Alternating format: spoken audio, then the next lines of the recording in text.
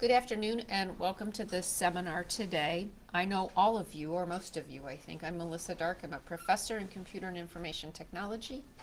And it's my honor to introduce Dr. Laura Amo from the University at Buffalo SUNY, who is the guest speaker today. So I wanted to let you know I first met Laura this past summer through a program called Gen Cyber, which is a national initiative in order to try to increase the number of high school and middle school students interested in studying cybersecurity.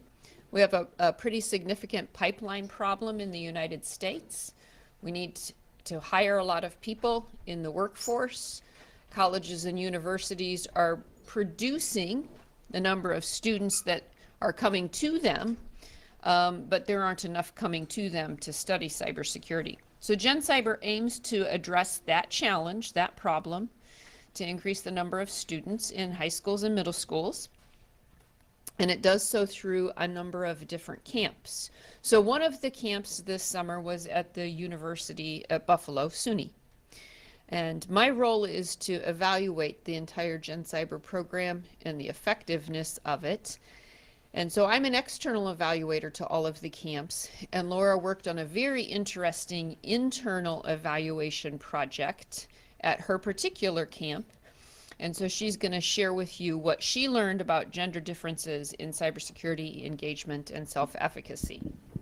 Thank you. You're welcome. Thank you so much, Melissa.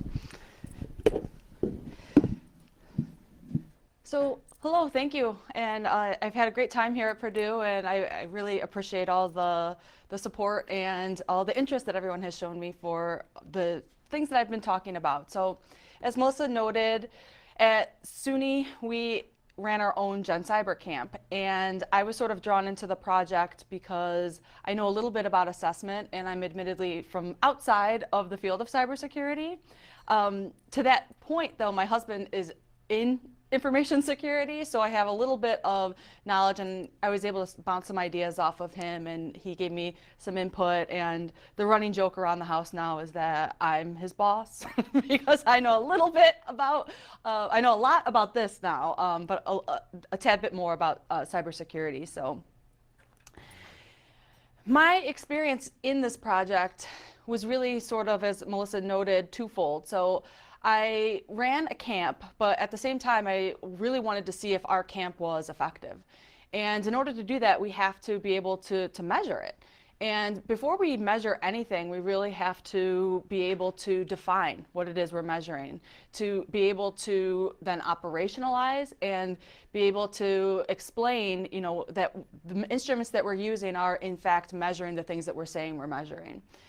And so when I was drawn into the project, that's one of the reasons. They said, we need an assessment piece. We're writing this grant. We know that you know a bit about assessment.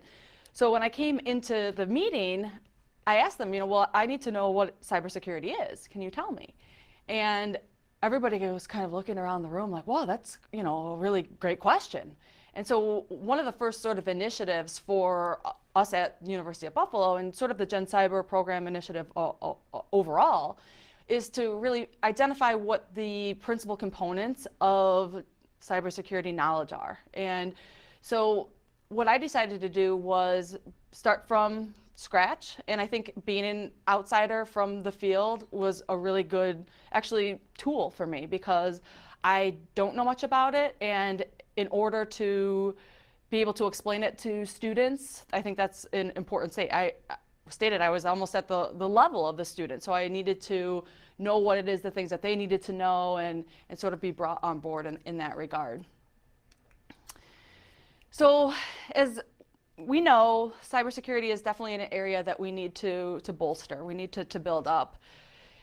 In addition to having a very leaky pipeline, we'll say, and when I say leaky pipeline, I mean that we're not necessarily putting enough people into that pipeline, but also a lot of times what's happening is that pipeline is leaking. So people will maybe express interest in it, but they will drop out. So if they even go into a certain degree program or start taking a course, it may be that they don't take a subsequent course or that they drop out. And in addition to that leaky pipeline, there's a specific deficiency in the representation of women in the cyber workforce. So less than 30% of the US cyber workforce, and this is as of 2013, is female. And less than 20% of the cyber workforce in the UK is female. And unfortunately, what we're seeing there's some the National Center for Educational Statistics keeps track of the number of people that are enrolled in different programs in colleges. So we're able to sort of look at trends in different types of academic domains, and they'll keep track of those demographics by gender, race, ethnicity, SES, so socioeconomic status.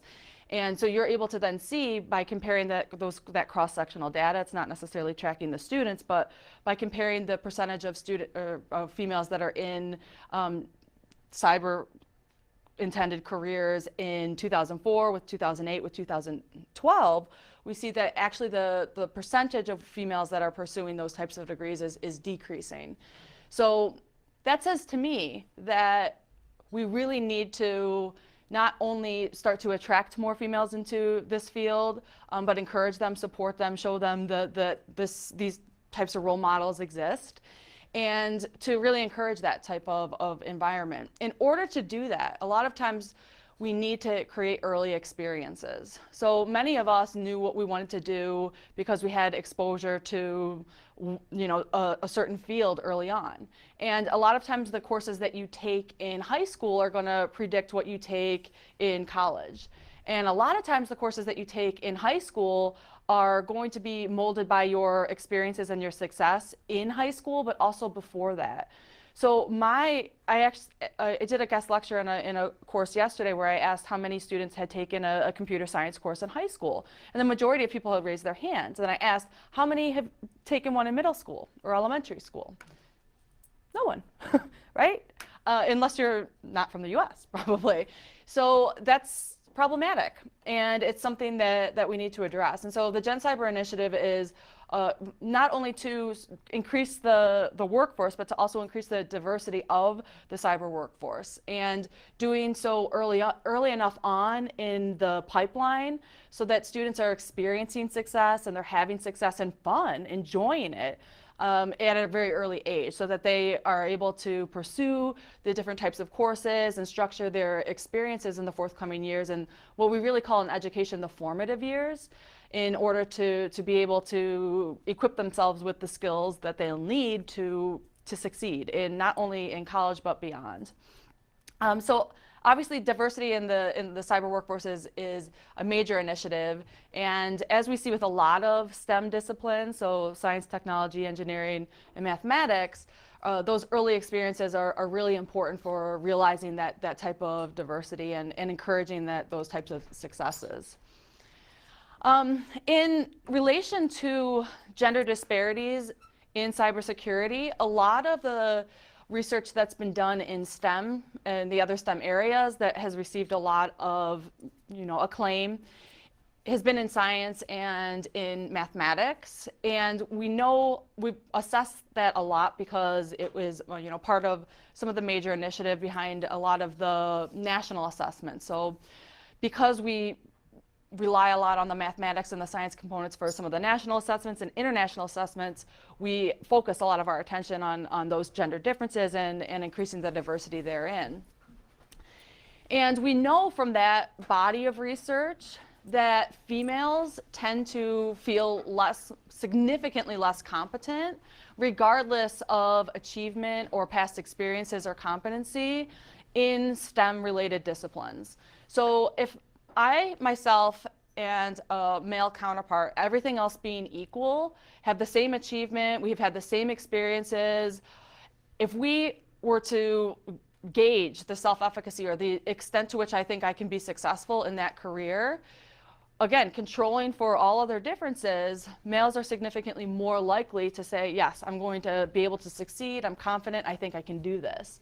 And that notion of self-efficacy is very intricately woven with achievement. And we know achievement is intricately related to pursuit, career pursuit, and retention in an academic domain. So this self-efficacy component is something that's really integral to closing what I'm calling the cyber gender gap. And because if you're able to, it's not to say that if you just raise somebody's self-efficacy and keep telling them that they're really great, that all of a sudden they're going to just become this cyber butterfly. That's not necessarily what I'm saying. But it does help to create those experiences in which they can build up their self-efficacy, and that does tend to be related to achievement and pursuit. So again, in a lot of other STEM disciplines, engineering, mathematics, science, and technology, a lot of times males tend to rate themselves higher in terms of competency or state that they're more efficacious in those particular domains. And again, as in other STEM disciplines, these differences in confidence and self-efficacy, and something that I refer to as engagement, which is sort of the enjoyment of certain tasks, or the enjoyment that if you ever get lost in sort of the field that you're in, you know that you're engaged in it, and you can kind of lose yourself in it in a good way. And those are all things that are related to, again, academic pursuit and your career path. So again, as I had stated, these sort of the background there is that self-efficacy and engagement are really important things to study. And because of the model that I have showing right here, that the early experience and success and social support and modeling, those being sort of the front loaders to cybersecurity engagement and self-efficacy, because these things in the middle are the things that are going to relate to your cybersecurity course taking, your career retention, and to your pursuit. And so the things that I really, in this model, focused on are those engagement and self-efficacy. And again, when I sat down with my colleagues and asked them, well, what is it that we're trying to do at this camp? So at our Gen Cyber camp, we wanted to create an experience for about 35 students, simply because of resources. And our students were ages 13 to 17 and didn't have much background in cyber anything. And they had self-elected, applied to the program. And what we had intended to do was, over the course of the week, have them build websites and interweave all these different types of lessons and concepts through those website designs. And at the end of the week, what we ended up doing was we had the students incorporate their websites, so to create a customer-facing website, and then take them into sort of what we called a simulation. They didn't know it at the time. We just brought them into a room that they thought was really cool, and we had them sit in their teams and go through these steps. You add a user, enable these privileges, that type of thing. And once they got to a certain step, we had we had a red team, but we called it the Rosette team because it wasn't a really hardcore red team. It was I at first called it the pink team, but the males didn't really appreciate that, so I said, okay, Rosette maybe. So the Rosette team then came in and defaced the website. And the reason that we did that was because at first when we were kind of thinking of different vignettes and different ways to try and hone in the message that cyber attacks are personal, okay? And the way that we thought that best was achieved was by attacking their personal material, right? So these lessons became really real to them, and as soon as they were defaced, all their work was, destroyed. And of course, we had illustrated throughout the entire week that it was really important for them to create backups and that type of thing. So, and it was a lesson for them in, applying all of the lessons that we had learned, but also in realizing, that they can take certain steps to establish security and make a more secure environment. But throughout that entire week, before we, obviously exposed them to that, the thing that I wanted to ask my colleagues was, is it really achievement that we're trying to make a difference in, and if so, then we need to create an assessment that's going to identify what the learning objectives are, what the achievement is. And we had some models, and it was really a lot of the undergrad program in a cybersecurity class that was watered down. And I said, you know what, I think what we should do, I think we should look at how they're enjoying themselves, if that's something that we're increasing, because that, as I show in the model, is one of the first steps, right? In order to learn something, you have to like what you're learning. You have to be interested in it. You have to be engaged in it. And so I was really sort of adamant about maybe taking a step back away from achievement and measuring the growth in that, and looking more at some of the precursors to achievement, so engagement and self-efficacy. And my background is in educational psychology, so self-efficacy is something that I'm actually really interested in, and engagement. So cybersecurity engagement is something that I've been termed in sort of the literature as enjoyment and intended pursuit. So if you're engaged in something, again, sort of what I've stated before, is you're happy, you like learning about it, it's something that, you know, you're excited to go to class, you like talking to your friends about it, that type of thing. And self-efficacy has a couple different components. So self-efficacy is something that we study a lot in education because it, again, is very strongly related to achievement. And it's really broadly defined as your general sense of being able to do something even in the face of many challenges. So it's sort of tied into persistence and tied into the notion that even with all of these obstacles, I'm still going to be able to achieve. All right, so it is moderated by a lot of different things, but that in and of itself, if you have a high self-efficacy for something, you're more likely to succeed in it. So again, this is sort of where I relied on the expertise of my colleagues to tell me, well, what is, in order to feel that you're good in cybersecurity, what are the things that you need to be able to do? Okay, what are the things that you need, the domains, the broad sort of domains? And again, having no knowledge in these types of things, I just really sat down with 4 experts and had conversations with them, and then sort of mapped out some of the things that they had said, and then presented the results back to them, sort of the rudimentary results, and said, you know, are these the types of things? So it was, again, sort of an iterative process. But some of the things that came up in those conversations were problem solving and general computer self-efficacy, so the extent to which you feel that you're able to solve problems, and how, if you feel comfortable on a computer, if you're able to troubleshoot easily with software and hardware issues, if you are able to, you know, navigate the system settings, those types of things. Systems administration self-efficacy, networking self-efficacy, web management self-efficacy, and cyber threat identification self-efficacy. So the latter 4 actually were very specifically tied to the simulation event that we had. So again, we used that simulation point as sort of an end goal, because otherwise the cybersecurity domain is just way too fuzzy and broad, especially when we're working with young adults who, you know, may have very, very emerging knowledge about these constructs. So those systems admin, networking, web management, and cyber threat identification were all components of our simulation environment. And the feedback that I'm wanting to get from more experts is, well, in your applications, what does cybersecurity mean? Or what does cybersecurity self-efficacy translate into? So these, specifically the latter 4, are sort of specific to our simulation, but I would be willing to guess that these types of domains also translate to other cybersecurity, specifically Gen Cyber camps. So what I did is I sort of took these different areas and we created a scale, so the cybersecurity engagement and self-efficacy scale, and we identified specific subtasks related to each of those domains that map to those higher level, higher order constructs.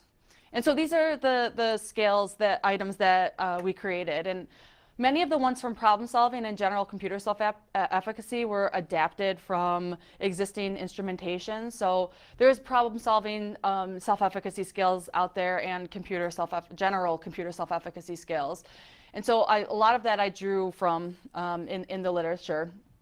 And the things that were sort of new to this particular scale were in this subscale were the cybersecurity education enjoyment and persistence. And so these were actually drawn from, there's international assessments that we use to gauge our, you know, relative position to other students in other countries, and that the UNESCO essentially and the OECD essentially coordinates. So the trends in international mathematics and science study, and the program in international student achievement, so the PISA and the TIMSS, I looked at those and adapted some of the wording to be relative to cybersecurity. So again, for those particular assessments, it's science and math oriented, but I really wanted to make sure that the wording and length and the way in which I was wording things was sort of good practice, I'll say, and that's why I looked at those instruments, because those are sort of vetted and we use those a lot in education. So I asked students, we asked in this particular subscale to rate themselves and the degree to which they agreed or disagreed, and this is just a basic Likert scale where 1 equals strongly disagree and 5 equals strongly agree. And if they're good at problem solving, persisting until a solution's found, confidence in their ability to meet unexpected challenges, so on and so forth. So again, these were sort of designed to map up to the higher order constructs. Now in applied statistics, which again is also my background, I would ideally have a large sample of participants so that I could see if indeed these items did map most strongly to the domains that I am expecting them to. So hoping that I am good at problem solving has a very strong loading onto the problem solving and general computer self-efficacy scale, a stronger loading than it has to the cybersecurity education, enjoyment, and persistence scale, okay? In this case, I wasn't able to do that because we only had 36 participants. We actually had 37 participants because someone showed up and just thought that they had registered for the camp. So we didn't have anyone drop out. We had somebody that was not invited come, which we thought was really kind of cool.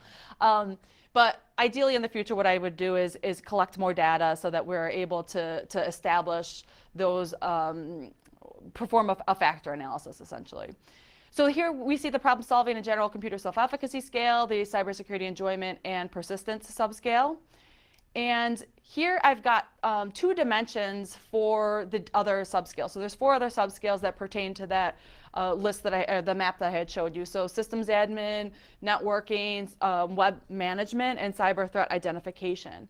And each of those we thought had 2 different dimensions. So again, what you're seeing here on the far right-hand side of the screen are those specific subtasks that are going to be related to those higher order domains. So being able to access systems users and accounts is going to be specifically related to systems administration, okay? But within those certain domains, I thought it was really important to differentiate between your ability to do and feel that you can do that task and your ability to understand what it entails. And there was a little pushback in terms of, if there was really a distinction between those things. But I thought it was really important. I think it's possible to know how to do something, but to not feel confident in your ability to do it.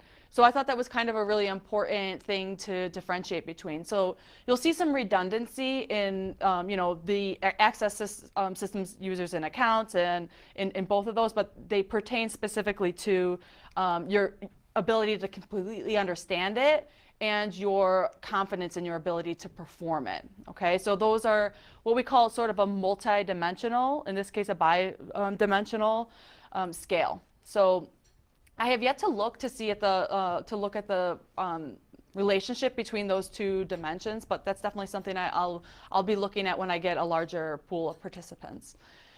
So those 2 dimensions are reflected in these other subscales for self-efficacy.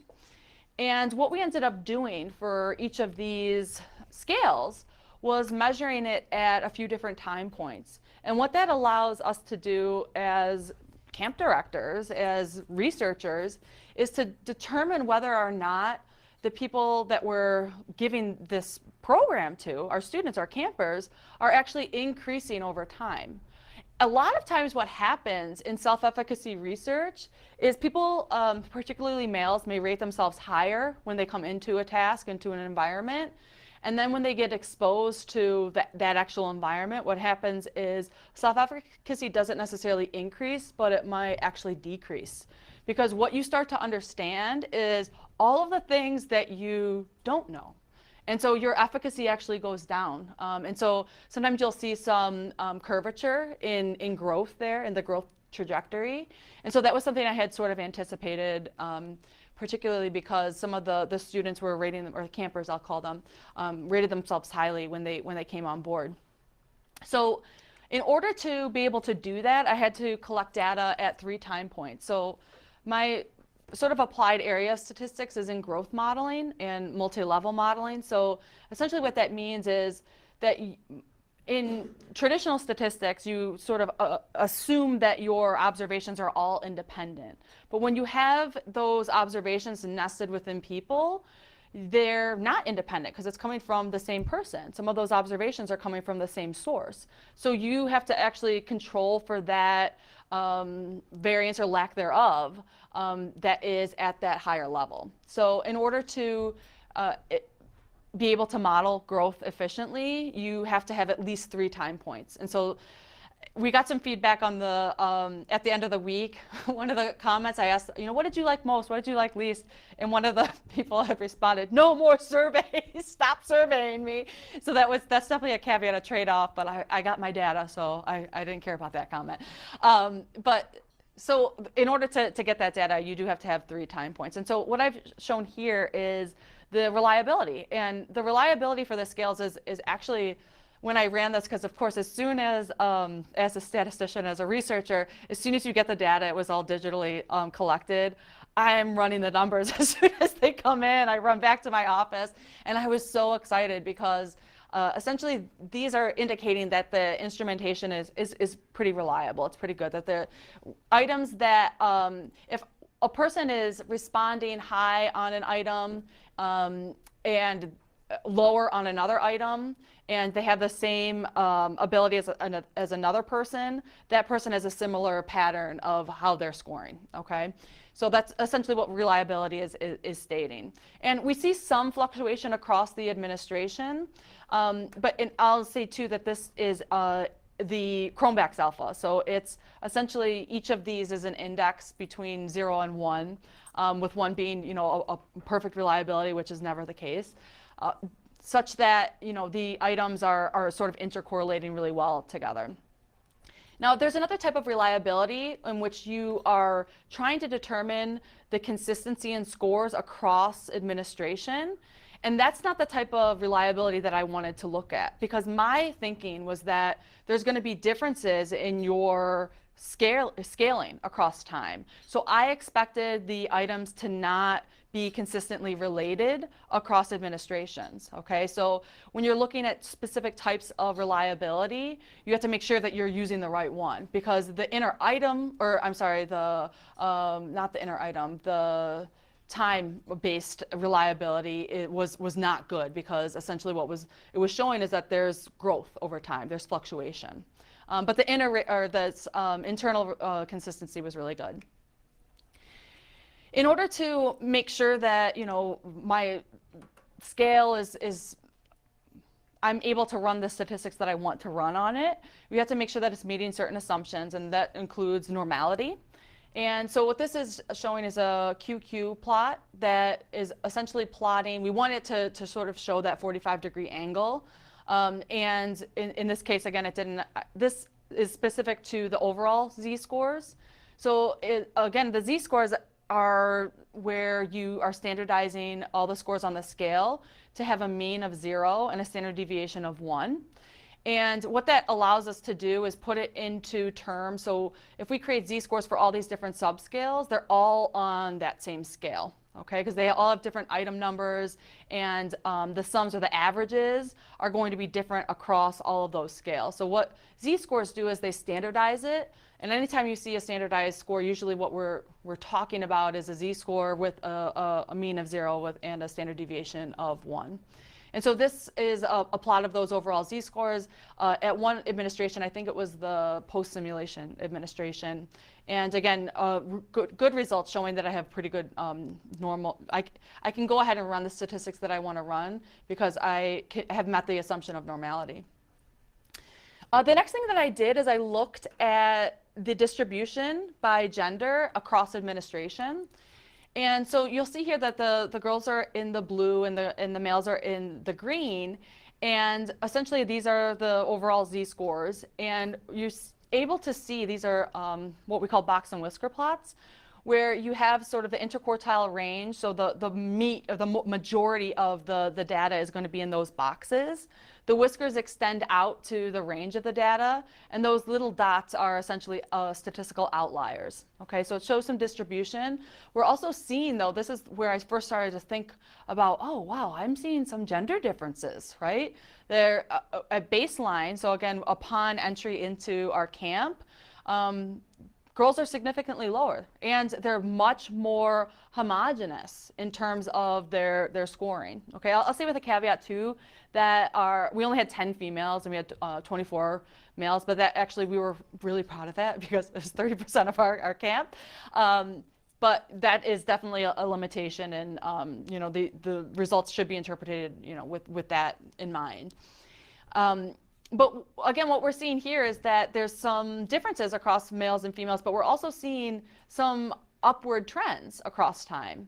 So what's happening is that initially people are rating themselves lower, specifically females, but that the boxes are tending to move up over time. All right, so these are the types of things that you do before you run any statistical models, because they allow you to sort of think about the types of things that you're wanting to look at. And for me specifically, I might look at how I'm going to code time, because I may be specifically looking at the difference between baseline and post-workshop, or I may be looking at the difference between baseline to post-simulation. If I'm interested in a specific time point, the way in which I code time is going to be different. So here what I just decided to do is look at the overall trajectory. And in order to do that, I essentially coded time as 0, 1, or 2. And you put that into your equation, and you're essentially modeling both the, I'll go back to this previous slide. You're essentially looking at the difference in males and females, both at baseline, but also in terms of their slope, okay? So not just the intercept, which is baseline, but the slope, so the average growth over time. So it's actually the average between growth in baseline to workshop, or post-workshop, and then post-workshop to post-simulation, okay? So it's that slope is what that is related to. And what I also did is I essentially took the variable of gender and I regressed it onto both the intercept and the slope, so that I'm able to see, does gender make a difference at baseline, okay? But also, does gender make a difference in terms of your trajectory? So in other words, are males and females significantly different at the time that they enter camp? But also, are males and females significantly different in terms of their growth rate?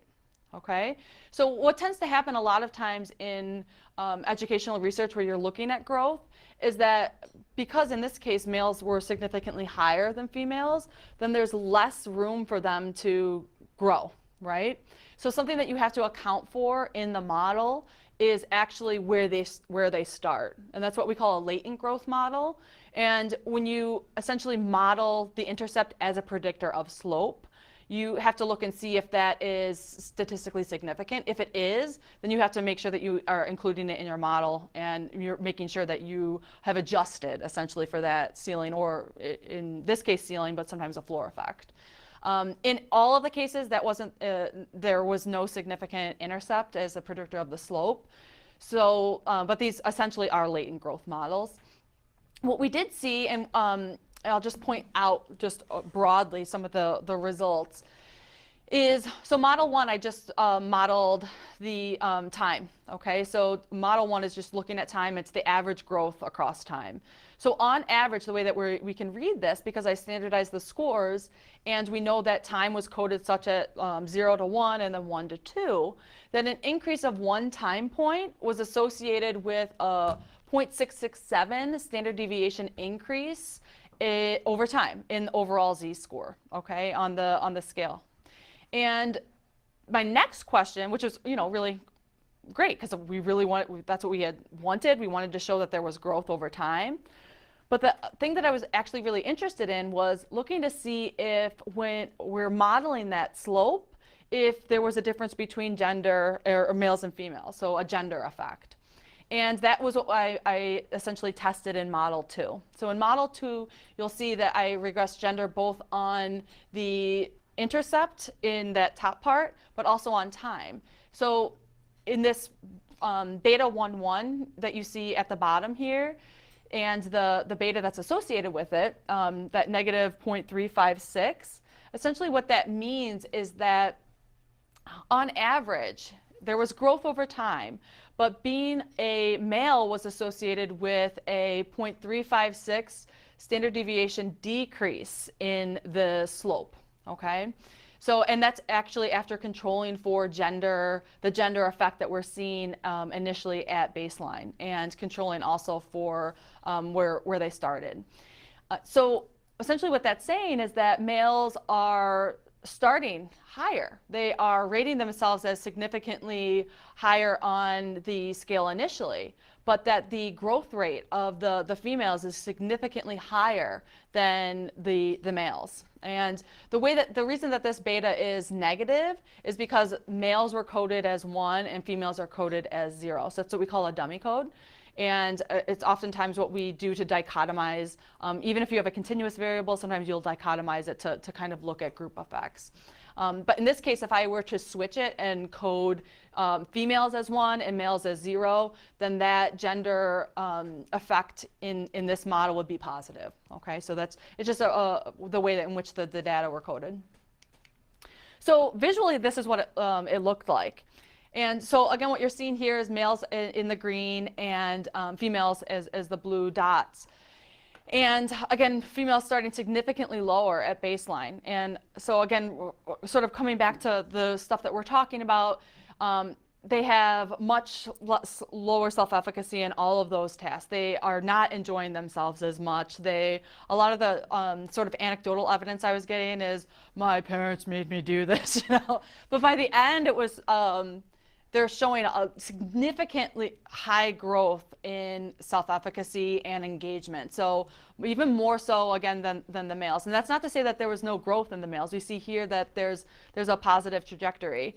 And this in and of itself is really promising to me, because we did this in such a short period of time that, again, as I stated before, oftentimes with self-efficacy, we'll see a drop. So I had actually thought that at baseline, we'd see some stability, but that possibly after the workshop, it might go down, and maybe after the simulation. The simulation was hard for them. And so I had thought, I was like, oh my gosh, when I was like waiting for the data, I was like, I'm so nervous, because I want to have good results, and I want our camp to have been successful. So I was really pleased to see that even after the simulation, which was difficult for a lot of them, that they still were rating themselves significantly higher than the baseline and at the post-workshop. So that was really exciting. I broke down some of the information too in terms of subscales. But I'm not sure if I'm going to have time to go through some of that. But some of that stuff was really interesting. There was not as much growth in some of the subscales. In problem solving in general, computer self-efficacy, the trajectory was less steep, so it was a flatter curvature. And in every case, there was a slight increase, but in some of the subscales, it wasn't significant. So there was growth overall, but in some of the subscales, it wasn't statistically significant. That may be related to the small sample size too. So sort of bringing this back into what it all means, that females started camp with significantly lower both engagement and self-efficacy relative to the males at our camp. But they demonstrated significantly greater growth over the course of the week, such that we're able to essentially close that gender gap in self-efficacy engagement and actually reverse it, right? Because we see here in this slide that females are starting to keep going. If we extend those lines, what would happen if we had a post simulation time point, you might see a pretty big gender gap with a female advantage. Okay, so that's actually something that has been starting to happen in education in general. In about 70s, 80s, there was this huge sort of push for a female in academics. And what's happening now is they're stating that we need to sort of reverse that trend because we went a little too far into the direction of females at this point are sort of across the board completing college at a greater rate than males. But again, like I stated before, there's leaky pipeline in cyber and in STEM, so that's something that is discipline specific. So by the end of the week, the gaps, again, like I stated, except for in the problem solving and the general computer self-efficacy scale, and the enjoyment and persistence had significantly decreased or even disappeared and reversed even. So again, the results here are preliminary because there were only 36 participants. But it's definitely promising to show that these types of informal learning activities, hands-on activities that are outside of the school and can sort of supplement and be co-curricular can have a huge impact on students. Actually, we've had some of the students email us and see if we're going to be able to roll out a camp this year. They want to come back. I got one of the best emails. You get a lot of emails as a teacher and a researcher. Some of them not so good, so you hang on to the ones that are that make you smile. And I've had some from parents that have reached out and said, I just want to thank you because my son or daughter is still talking about their website and all the things that they learned and all the cool things that you were able to show them. So those types of things are really neat because it's showing that these experiences are going to resonate over time. So that's actually really, really cool. But they can also be an important part of, again, reducing the gender gap that we're seeing in cybersecurity, not just education, but career path. I mean, really the goal is to create a national workforce that is competent and that is going to help us maintain a secure society. And in order to do that, we have to really start to create these types of experiences early on to get people excited and to know that these types of opportunities are out there, that this is a career path that we can go down, and encourage them, but also create opportunities for them to experience success. I think that's also a really important sort of component of this, is that they had fun. Some of the comments that we got were, I had made some friends, we're still talking on the social network sites. We're joking with them and, be careful what you post. I did include some of the trajectories here. So these are by subscales. And so we'll see here sort of at the top that the problem solving one is the one with the flatter slope. And again, males being green and females being blue.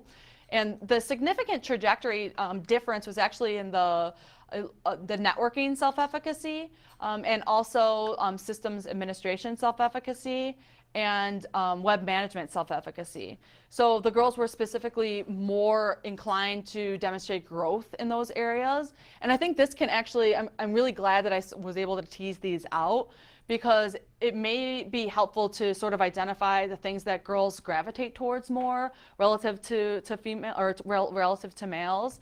So I think sort of teasing out these different sub areas and domains is a really important component of the cyber research that we're going to continue to do. So currently this work is from the pilot study and is under review at several publication outlets. And my plan for this forthcoming administration, the Gen Cyber Initiative, is the call for proposals, the request for proposals was just published at the end of November. And so we're going to submit another one and hopefully get that underway. And what I would do is revise the scale a bit. Through feedback from other experts and at different conferences, I've been picking up on some other domains that I think might be important to look at. So risk assessment or some general security awareness, I think, might be something that we should tap into. And I encourage you, I'll put my information up here too, as experts in the field, because that's essentially what you're doing. If you see any glaring discrepancies or something that you think is missing, please let me know, because I'm relying on other people's input. As I've stated, I'm not an expert in this. I'm an expert in, I tell this to my husband, I'm an expert in cybersecurity engagement and self-efficacy. That doesn't necessarily mean in cybersecurity, so. But obviously further validation is necessary. My hope is to get an IRB through so we can evaluate some of this in college students, and our Gen Cyber 2016 is specifically at UB, but also maybe extension into industry. So looking at how employees in networking and in systems administration and in different sectors of information technology, if if the scale holds, if this self-efficacy component is something that is also validated in those in that adult population. So that's sort of where we're looking next. And again, as I stated, if you have any questions, or feedback for me, I really, really want you to email me, because again, as I stated, I'm relying on the people, the experts of whom you are, and I'm excited and I look forward to speaking with you. So if anyone has any questions? Sure. So did you kind of also look at the reasons behind the different levels of growth across gender? At the end of your workshop, the females were doing better in self-efficacy than the males. So is there research out there that explains this phenomena, or did you kind of look at some of the reasons behind that? So qualitatively, we didn't. We did capture other information that I haven't looked at. So I'm wondering if a lot of what I saw is females at the camp were buddying up. So they made friends. Right. And so I almost wonder if there's sort of a social effect there. The males also made friends and, but a lot of what happened, I thought the girls at the beginning felt kind of isolated. Right. And so I think that community effect and that sort of social aspect might feed into some of that self-efficacy growth, because when you see somebody else, actually something that's really important in self-efficacy, if you see someone else that you see as similar to you experiencing success, then you feel like you can be successful, okay? So I always use this analogy when I'm teaching. Have you guys ever gone like cliff diving or like jumped off a cliff into water? Not just off a cliff, but into water. Okay, well there's like a cliff near us and I could never do it. I was always so scared, but then I saw my friend do it. And I was like, okay, well, if she can do it, then I can do it, okay? So that's sort of the best analogy I can give in terms of, seeing somebody else do something that, and you, specifically if you see that that person is similar to you in age, gender, that type of thing can be really important. Great. We did also look at gaming. So something I also thought might be important to look at is different types of console gaming, mobile gaming, that actually didn't make a difference in growth or anything like that. But 13 and 14-year-olds spend many hours a day on their mobile devices on games, and a few of them in excess of 6 hours, so according to my survey. Any other questions? Sure. Are you planning on tracking them if after the camp, if they still show an interest towards the field? Maybe go ahead and use that microphone now. Oh. Sorry. Are you planning on tracking them if after the camp they're still showing any interest or? I don't think that's on anymore.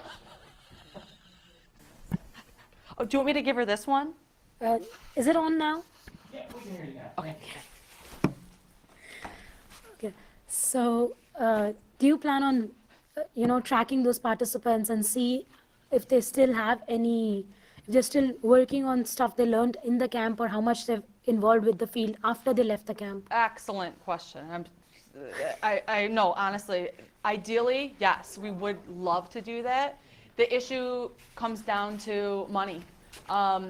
A lot of times we want that longitudinal research because essentially that's our end goal. I would love to track every single one of the people that I've surveyed, not just post 6 months, but in a year, in 2 years, through college. Hey, how you doing when you're 30? What are you doing when you're 30? Because that's the goal. That's the end goal. That takes a lot of time and resources.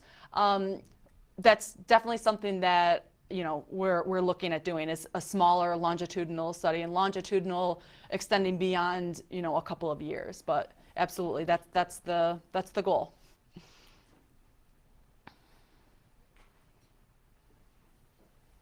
I don't have a question, but I just wanted to say thank you and ask everybody else to join me in thanking Dr. Thank Amo. you. Thank you, everyone.